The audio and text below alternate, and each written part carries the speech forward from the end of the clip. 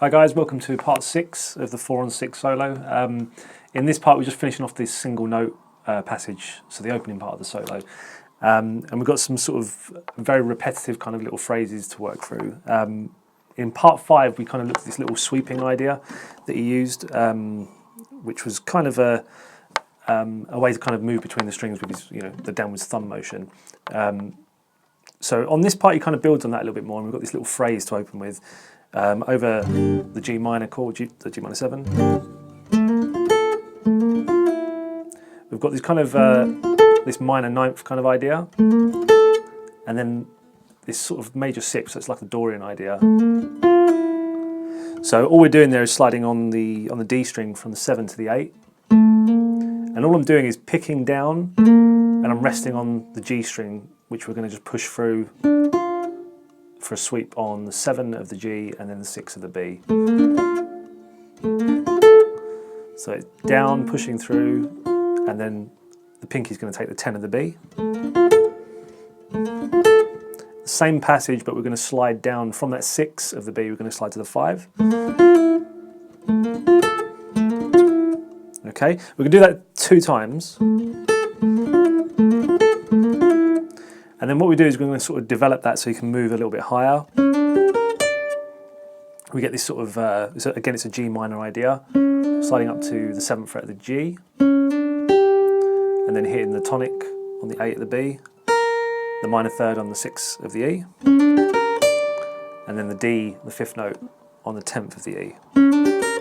Again, the same idea on the pick, we're going down, down, down, up, so it's kind of sweeping through. Now the tricky part with this passage is we're going to take this idea and continue it for 3 more notes. So the movement after we finish the first idea on pinky on the 10, we're just going to bring our middle finger across to the 11 of the B, and we're going to hit the 10 of the E afterwards, and the pinky jumping up to the tonic 15th fret of the E. And then we're going to finish off just up here on the 13th fret. And then we're going to start this little rundown, which is kind of a natural minor shape. It's a very natural minor, kind of bluesy kind of sounding thing.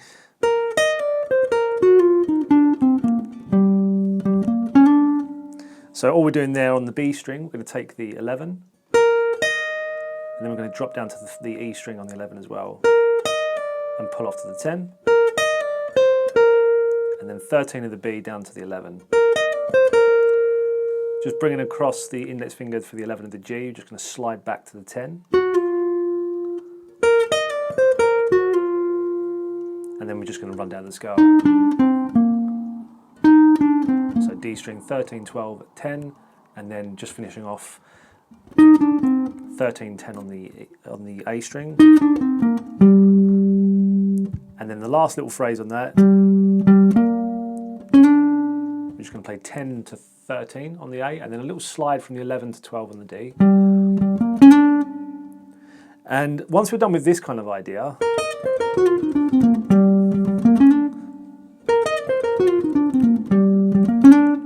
we're going to go into this little idea where he's basically playing the tonic of G, but he's going to play it on 2 strings, the B string on the 8 and the 12 of the G. So it's the same note.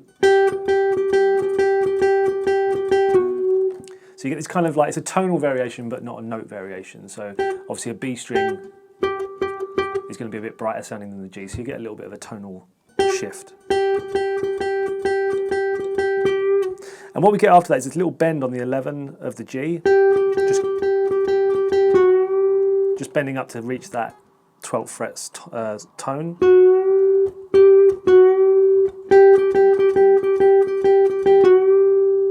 And then we do the same one.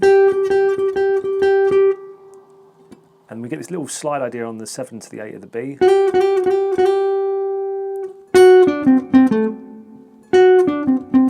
And this little idea is kind of a D7 shape, really.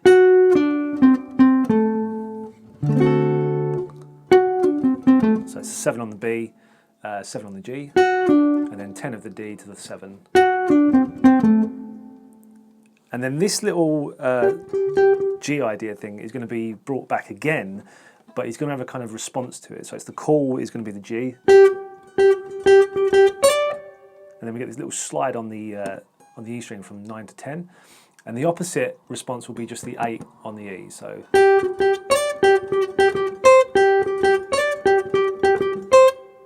Okay, and then the final part.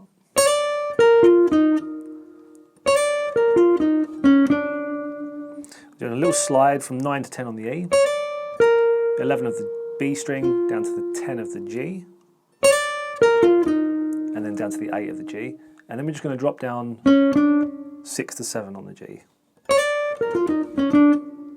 Now after that we're just going to do a little harmonic minor rundown for the G. So all that is just going to take the major 7 of the key of G, which is the 7th fret on the B, and we're just going to do 7, 8, 7, and then 8, 7 on the G. 10, 8, 10 on the D, then 7 on the G, and then finally 10 on the A to 8 on the D. Okay, so once we finish that part, we're going to move on to the octave solo, which will be in the next video. But we've finally finished off the single note stuff. I'll try and get through the octave stuff a little bit quicker this time. But do check the description for a tab of this section, and all the other videos have got tabs in the descriptions as well. So once we finish this off, we'll sort of compile it all together so we get a one sort of full transcription.